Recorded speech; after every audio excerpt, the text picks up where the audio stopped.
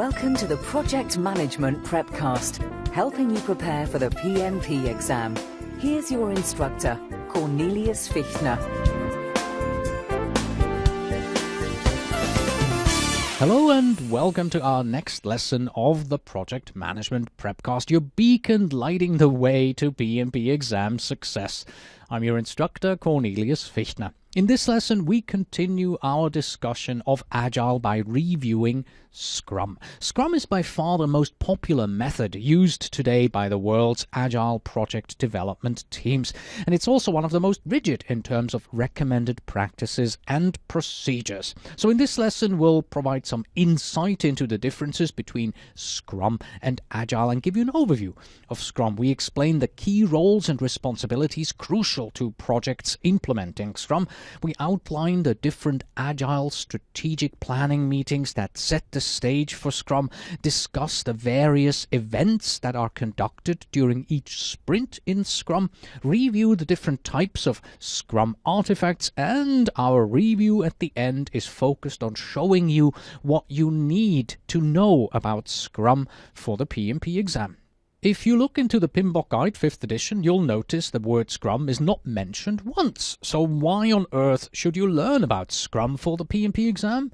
Well, it's just as I said for the introduction to the Agile Manifesto. The PMP exam is continuously evolving along with current trends in project management, and one such trend is Agile. Scrum is undoubtedly also the one methodology that is used most often. In fact, if someone tells you, yes, we are doing Agile in my company, there is a 72% chance that they mean we are doing Scrum in our company.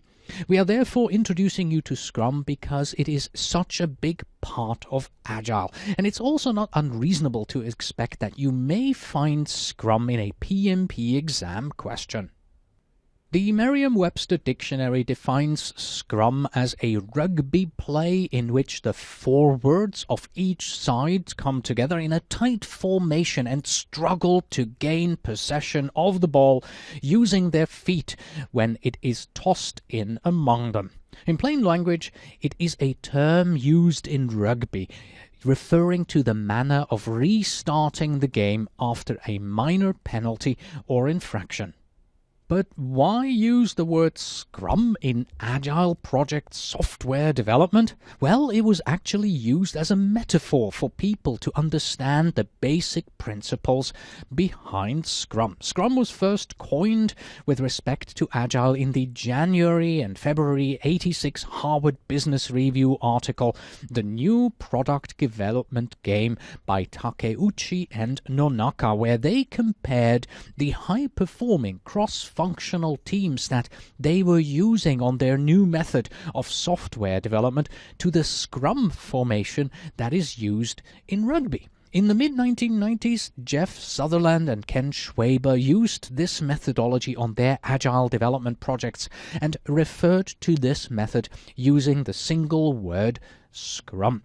Soon after that, the Scrum software development methodology and the Scrum Alliance were born, and the rest, as they say, is history. And here is how Scrum fits within Agile software development. In general, Scrum can be characterized as an iterative and incremental Agile software development method that is open to change. It is used to manage software projects or product application development projects. It is adaptive rather than predictive. It is people-oriented and it is not process-oriented. It is focused on the skill of your development team and it is centered around small iterations. Agile began as a software development conceptual framework to aid in streamlining projects and outlines general guidelines that you can use to execute your projects.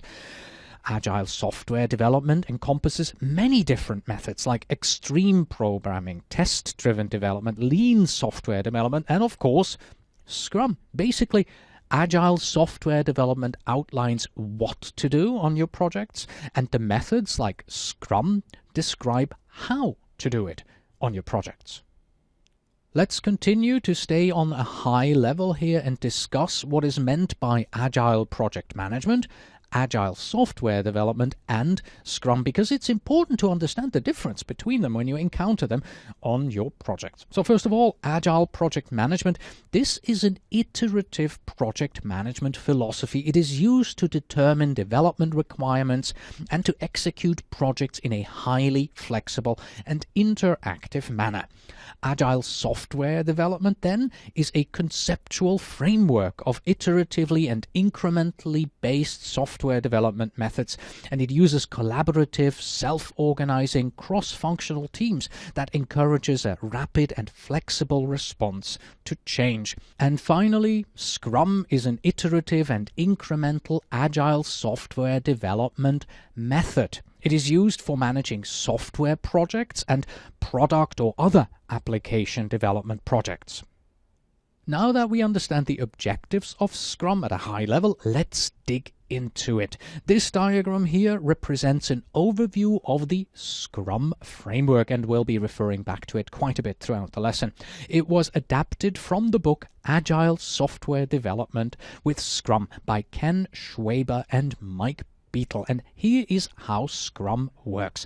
We start at the bottom left there with the product backlog. The product backlog is a prioritized list of all the features that the product owner wants to see implemented into our product. Then we take the product backlog and we turn it into a sprint backlog. We take the top features, the ones that can be implemented in the next 30 days or so, and we take them out of the product backlog and we create a separate list called the sprint backlog. This is then expanded by the team. They look at all the features in the sprint backlog and they say, okay, what do we actually have to do? What are the tasks that we need to work on in order to implement what is in the sprint backlog? Then the work begins, and over the next 30 days, the team will be working only on the items and the tasks that are in the sprint backlog. Every day, the team meets for the daily Scrum. They get together to coordinate and make sure that we and they are still on track. At the end of the 30 days, we expect to have finished all the features, all the items, all the tasks that we had in the sprint backlog, and we should be able at this point to give a potentially shippable product increment to our customer, and then everything begins anew. Here again we see the same Scrum overview, a little bit smaller this time, because for the rest of the lesson we want to discuss 3 areas that surround Scrum. They are the Scrum roles, the Scrum meetings or events, and also the Scrum artifacts. By reviewing these 3, you will see in detail how Scrum approaches the development of any type of product, not just software development, in a highly agile way. And the overview that you have just seen on the previous slide will become much clearer in your mind. And of course we begin, you see it because it has a red dotted line around it, we begin by looking at the roles in Scrum. Just like on any other project, we will have a lot of people who will be involved in making a Scrum project a success. The roles who can be involved are, starting at the top right there, people within your organization and the project manager, the development team members, stakeholders, users, the product owner, as well as the Scrum Master. But for our discussion right now, we're only interested in the 3 main Scrum roles: the product owner, the Scrum Master, and the development team. The reason why we'll focus on these is because they are the core team in a project that uses Scrum, and they have specific tasks to fulfill. Let's look at these. First, the team as a whole. A standard Scrum team consists of a product owner, the development team, and the Scrum Master. The team model in Scrum is designed to optimize flexibility, creativity, and productivity. Scrum teams are self-organizing and cross-functional. Self-organizing teams choose how to best accomplish their work rather than being directed by others outside of the team what work they are going to have to do. Cross-functional means that Scrum teams possess all the competencies, all the skills that are needed to accomplish the work without depending on others who are not part of the team. And Scrum teams deliver products iteratively and incrementally, maximizing opportunities for feedback. Incremental deliveries of done features ensures that a potentially useful version of working product is always available at the end of each iteration. Now let's jump into each of the three roles. The product owner is usually a product manager, a project sponsor, and they determine the features, release date, prioritization, and budget on the project, as well as protecting the Scrum team members from outside distractions. So, the product owner represents the business. He or she is the single voice of the customer, which means that they represent the customer at all Agile strategic meetings and at all Scrum events. They are the direct link to the customer on any Agile project using the Scrum method for implementation. The product owner is involved daily in the sprint and the overall project to provide clarification on requirements and user stories and to help resolve roadblocks and issues. The product owner sets the product vision, the product roadmap and release plan as part of the initial planning and kickoff for the project. And the product owner owns the product backlog and acts as the requirements funnel. He or she has complete control of creating and updating the product backlog, which means adding features or removing features. The development team is ideally 5 to 9 members in size and is self-organizing. This means that they decide how to do the work based on the priorities that are set by the product owner. All development team members contribute to the project daily and they own the project. This means that they only work on tasks that support the current sprint. And by the way, all development team members share the title of developer, regardless if they are a business analyst, a tester, a developer, a designer, whatever. Each team member is referred to as a developer. This helps reinforce the fact that they are all peers on the team developing the product. All development team members, they also will become cross-functional and expand their future contributions. Cross-functionality involves learning how to complete other tasks on the project that may not be specific to their existing skill set. This eliminates the possibility of a single point of failure on any work that is being performed. This will also enable members to become productive in other tasks that are necessary to complete current and future projects. And then we have the Scrum Master. The Scrum Master is responsible for enacting Scrum values and practices on the team. The Scrum Master removes any roadblocks from the path of the development team so that they can complete their work without interruption. The Scrum Master ensures that the team is fully functional and productive, ensuring that each team member possesses all the necessary tools and training to properly complete their project tasks.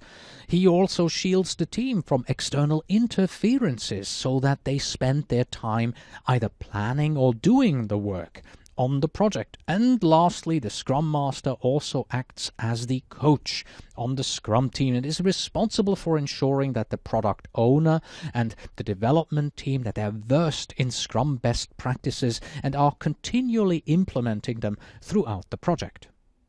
So much for the review of the Scrum roles that we will have on our team. Let's now turn our attention to the various meetings that you will have when you're using Scrum. To be precise, in Scrum, they're not called meetings, they're called events. But in the list here, you can see that we include the strategy meeting and also the release planning meeting, and they are in parentheses because while many Agile practitioners use these on their Scrum projects, they're not strictly speaking supported by Scrum. However, many practitioners still use the strategy meeting and the release planning meeting as part of their Scrum projects. They're just an agile best practice to follow. Here's what they're all about. The strategy meeting is held to kick off the project, and it is driven by a vision associated with a strategic business need or goal. This vision is then typically framed in the context of a strategy and associated goals and objectives. Supporting documents that may be used as inputs to this meeting include a project concept, a project charter, funding approval, or an implementation strategy. As a result of this meeting, we expect to see an initial roadmap and an initial backlog for our product. And then we have the release planning meeting. The initial release planning meeting is held to plan the specific releases, referred to as the delivery cycle. We want to plan which features will be included in each release, and features are also known as user stories. We also want to plan the order in which those user stories will be developed within each release, and that again is referred to as prioritization. And the release planning meeting is also used to create an initial high-level estimate for the implementation of these features. At the end of this meeting, we will have a pretty good, albeit high-level idea of how we are going to develop and deliver the user stories or features of our product. Now we are moving on to the 3 event types that are specifically discussed in Scrum, and they are all sprint related, which is the big round circle that you see on the overview diagram. So the first sprint event type is the sprint planning event.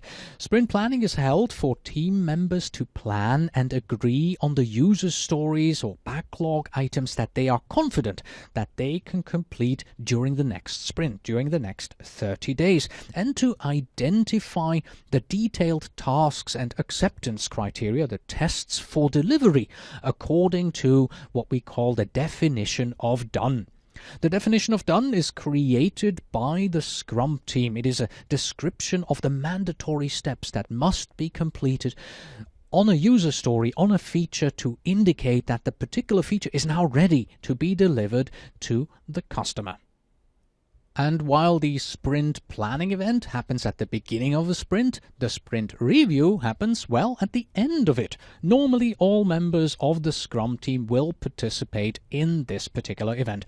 The Scrum team ensures that all product acceptance criteria have been met and that the working functionality of the product is demonstrated to the interested stakeholders in attendance. That's really the main goal here. Once the functionality is demonstrated to the people who are sitting around and looking at what you are showing them, the stakeholders can ask questions and provide feedback to the Scrum team. So this meeting is really here for the Scrum team to kind of show off and say, hey, look, this is what we developed in the last 30 days. The product owner may also outline the functionality that is expected to be demonstrated at the next sprint review. The third sprint event type is the sprint retrospective. This also happens at the end of your sprint, usually on the last day of the sprint, and it lasts between 1 to 3 hours. This is really one of the most important meetings in an Agile, in a Scrum sprint, because it allows the team to evaluate what was done correctly and what can be improved in the next sprint. It allows the team to sit down and discuss what went well and what went wrong, and allows them to create plans for improvements and to identify potential roadblocks that may surface in the next sprint. So we looked at the sprint planning event, which happens at the beginning of your sprint. We looked at the sprint review and the retrospective that happen at the end of your sprint. And now let's take a look at the daily Scrum event. And obviously, as the name says, this event occurs once every day, and the entire Scrum team attends this meeting. It helps facilitate daily team communication, and it ensures that the team is clearly working towards the same priorities and the same goals on a daily basis. And as you may know, the Project Management Prepcast here was developed using an agile approach, and the daily Scrum was actually something that we did on this project as well. We met over video conferencing every single day of the week, talking about what is going on our project. And here are the guidelines to follow in your daily Scrum. Well, we already learned it happens every day during the sprint, and it has a time box of maximum 15 minutes, meaning at the end of 15 minutes, the meeting ends and it's over.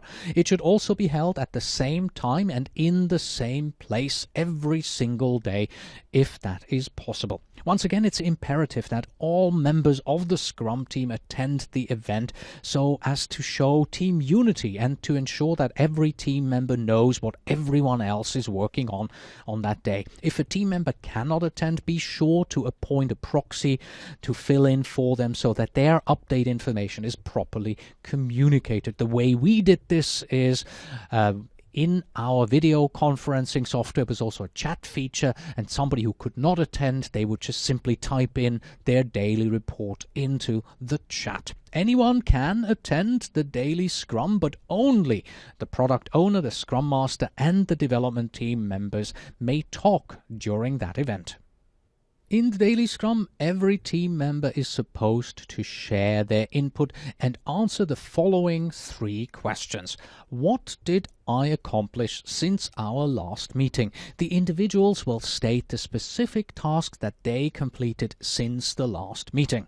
What will I be working on today? The individual will state the specific tasks that they'll be working on for the rest of the day, maybe continuing work on an existing task or starting a new task, or both. And what roadblocks are impeding my progress? The individual will then state any issues that are preventing them from completing their work. Now, if you remember, I said earlier on, this meeting has a maximum duration of 15 minutes. So what about side conversations? What about discussing roadblocks? What about any parking lot issues? Well, as these questions are being answered, the product owner will be logging these items in what is referred to as parking lot if anything comes up. This is normally a whiteboard. In our case, it was, again, the chat feature that we used, and a short description of the issue that is listed. When all of our team members then went through these questions, we moved on to the parking lot. And we quite clearly always stated, okay, folks, we're moving on to the parking lot. These are the items we're going to talk about. Anybody who is not part of that discussion may leave. And in this way, everybody who did not need to be participating in the parking lot could leave, get back to work, and those people who needed to be part of the parking lot, they would stay on, and we would resolve any issues that came up. Once again, we return to our Scrum overview diagram, which shows our progress through this lesson, and we will now focus on the artifacts. You'll once again notice that the vision statement and the product roadmap are in parentheses to indicate that they are an agile best practice and not really part of the Scrum methodology. Let's look at them.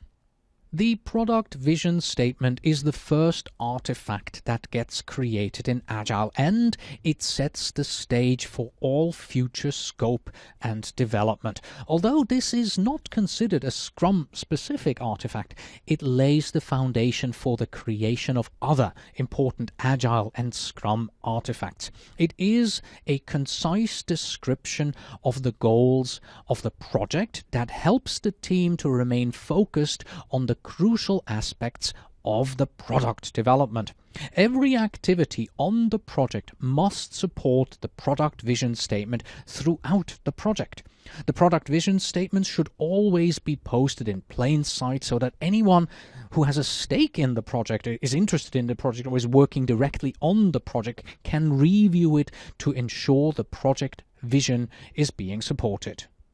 And here is a real-life example of such a product vision statement that we have used in our own company internally when we developed a new product a little while back. It reads as follows: for project managers preparing for the PMP exam, who would like additional training in the form of live coaching, the PM Study Coach Live is a live interactive webinar that keeps students engaged and motivated and allows them to ask specific questions about PMP exam preparation based on what they have learned using self-study.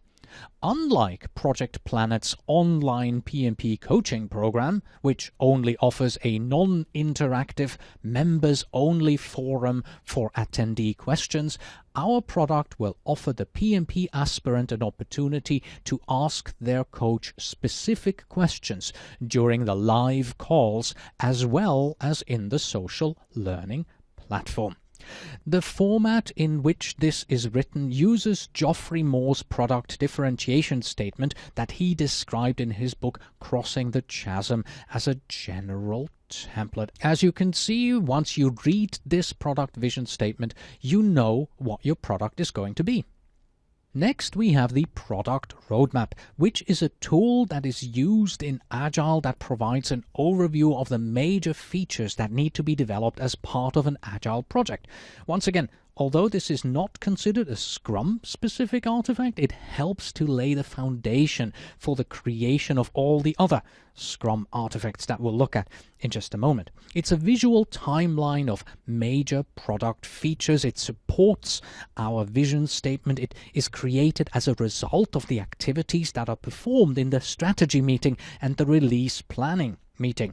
It displays the future of planned, proposed product releases mapped out in a high-level time frame, usually by calendar or fiscal quarter or months, depending on the size and complexity of your project. The product roadmap is very high level and it is constantly subject to change. Therefore, it should never be construed to be as written in stone, since it actually could and often does change during every sprint. And what you see appearing on the screen now is the high-level example of the product roadmap that we used on our PM Study Coach Live project, where we just saw the vision. The original of this was created in a conference room where we created a lot of sticky notes and we put them up on a wall, and for later reference and online collaboration we turned it into this electronic format that you see here. We're still able to move the sticky notes from one month to the next and continuously update and change our product roadmap.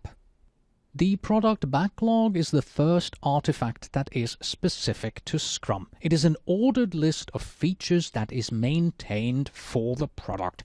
The features added to the product backlog, they are written in user story format. The user stories that make up the product backlog are logged in the product backlog by the product owner. The product owner prioritizes the user stories based upon certain criteria, such as which ones pose the highest risk, which ones the organization has the most control over, or which ones will be easiest to implement and demonstrate.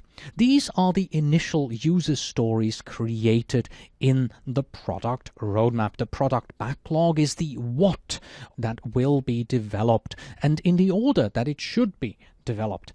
The backlog is accessible and editable by anyone, but the product owner is ultimately responsible for updating the product backlog, which, by the way, is called backlog grooming. The product backlog contains rough estimates of both business value and development effort. These estimates are often represented in story points using a rounded Fibonacci sequence. The product backlog and business value of each listed item is the responsibility of the product owner. However, the estimated effort to complete each product backlog user story and their accompanying task is later determined by the development team. And this here is then an example of a product backlog in spreadsheet format. It displays the first few features from our product roadmap. We see the ID, the user story title, we see the actual user story, we see relative estimates, and then to the right of that we have the story point estimates, the priority, the owners, and 2 columns for acceptance criteria. Please note that this is only an example of a product backlog. The amount of information contained in your actual product backlog, well, that'll depend on the organization, the Scrum team, and the complexity of your specific project. We're moving from the product backlog to the sprint backlog, which is the second artifact that is specific to Scrum. It is a subset of the product backlog. It is basically the list of work that the development team must complete during the next sprint, and it is developed during sprint planning. It is created by the product owner, who prioritizes the product backlog, and then the development team selects those user stories from the top of the product backlog that they feel are now enough to fill our next sprint. The user stories are then broken down into tasks by the development team. The tasks, they should normally take 4 to 16 hours to complete. This level of detail enables the development team to know the exact steps that need to be performed in order to complete the task. The sprint backlog now is the property of the development team. They are responsible for creating the estimates for each task, for selecting the tasks that they want to perform, for updating the sprint backlog on a daily basis before the daily Scrum, and for completing the tasks within the current sprint. And here once again we have an example of a sprint backlog from our PM Study Coach live project. Few notes: the sprint goal is stated at the top of the document. The actual hours that the resources are available is also displayed, because somebody may only be available 20 hours in a given week. Maybe they're going on vacation. Story points are listed for each user story and the respective task for each user stories. They have hourly estimates attached to them, and on this particular project, one story point happens to have come out to 2 hours of effort. This product backlog also has formulas contained in it that are input into a macro that will automatically create a burn down chart for this specific sprint. And this sprint burn-down chart is a visual representation of the project's progress over time during the sprint. It accomplishes this by displaying the actual amount of work remaining in the sprint. The concept is that the amount of remaining work will burn down as time goes by in the sprint. Burn down charts are the preferred tool used to display sprint progress and are a great tool to illustrate the daily progress of the development team. The sprint burn down chart should always be posted in plain sight so that anyone who has a stake in the project can review it. It is updated on a daily basis before each daily Scrum by each individual team member. The sprint burn-down chart is often contained in the same spreadsheet as the sprint backlog. Since you have the numbers in the same spreadsheet, you can just create a macro and it will create that burn-down chart for you. The progress will display in a downward trend as more work is being accomplished and less work remains in the sprint. And this sprint burn-down chart example here illustrates an example of what is expected on a project and is based on the sprint backlog that we saw a few slides back. So the vertical x-axis displays the estimated hours that are remaining in our sprint, and the horizontal x-axis shows the number of days in the sprint. You can now see that the blue, the actual line, and the red, the schedule line, they only have minor fluctuations. So they have stayed fairly close to each other throughout the sprint, clearly showing that the work is progressing according to schedule. This is because the original estimates of the tasks for this sprint were accurate and only minor adjustments were necessary. And this completes our review of the Scrum process by looking at the roles, events, and artifacts. And at this point, you're probably asking yourself, out of everything that I've just learned, what do I have to know for the PMP exam? Well, here is a quick list of the exam essentials for you, and then on the next slide we're going to review those again as part of the Scrum overview diagram that you've seen already a few times. So here's what you need to know. You need to be able to explain the Scrum iteration process, and you have to know that an iteration is 30 days or less. You must know the characteristics of the product backlog and the sprint backlog. You have to know what happens during the daily Scrum and what the 3 questions are that are being discussed. You must know that there is a retrospective at the end of each iteration that gives the team an opportunity to review what went well or what did not go so well. And most importantly, the goal is to deliver a potentially shippable product at the end of each iteration. Well, that was rather quick, so let's do the review again by placing the items in the appropriate area here in our Scrum overview diagram. It all begins with the product backlog there at the bottom left. This one is owned by the product owner.